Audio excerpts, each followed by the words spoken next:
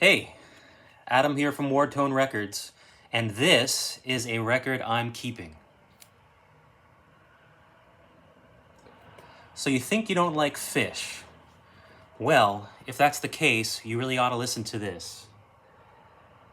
Hoist is Phish's fifth album from 1994. Originally, it was going to be called Hung Like a Horse, and for some reason, they kept the artwork, but somehow were persuaded to change the name. I don't know. But this is a brilliantly produced album.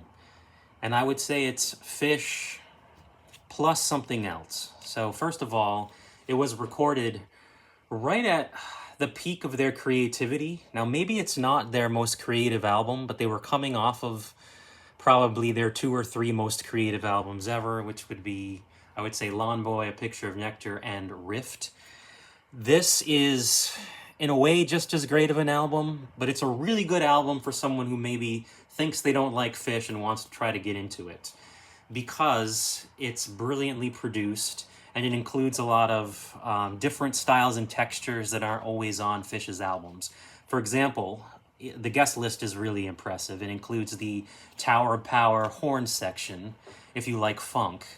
It includes some gorgeous singing from Emmylou Harris, if you like country. And it also includes some bangin' 90s style pop songs and some of the band's biggest hits. And I'm going to put hits in air quotes because they didn't really have big hits, but it includes some of their catchiest, most popular songs, like Down with Disease and Sample in a Jar. Stylistically, it does run the gamut from those kind of pop songs to funk to quieter ballads like If I Could and Life Boy to a little bit of bluegrass with the Mike Gordon song Scent of a Mule, which was penned by the bassist who has an interesting style. Most of the songs were written by Trey Anastasio, the lead guitarist, and Tom Marshall, who is his lyric writing partner, but there's a few others thrown in here or there. It doesn't include a ton of jamming, which is probably the first thing most people think of when they think of Phish. So if you're not big into jams, but you're kind of curious to check out some of their writing, some of their production, some of their arrangements, this is great. The only song that kind of has a big jam would be the last song, Demand, which maybe isn't even the best example of Phish jamming, but it includes kind of a long section which was taken from a different song called Split Open and Melt, a live version. But this is a very, very cool record. It was the first Phish album that I ever heard.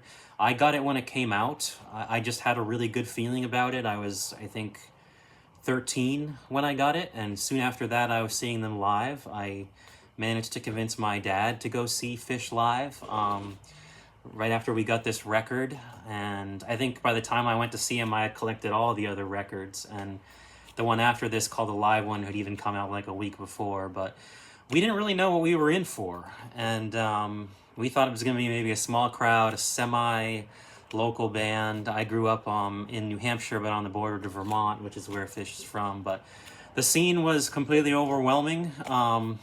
Huge traffic jams, lots of crazy people spinning around. I'd never seen anything like it. I was very young and impressionable, and I think my dad and I were both very surprised, how intense the scene was. Of course, you have to think at the time there was almost no one over the age of 30 going to see Phish. It was very early in the days of their scene, but they were really, they had just kind of gotten really big, and they were certainly at their creative peak around the time this album came out, and certainly, in their live performances as well at the time. So anyways, if you haven't jumped on the Phish bus, I would start with Hoist, and then if you like that, if you're more of a jazz funk fan, go for A Picture of Nectar, which is from 1992.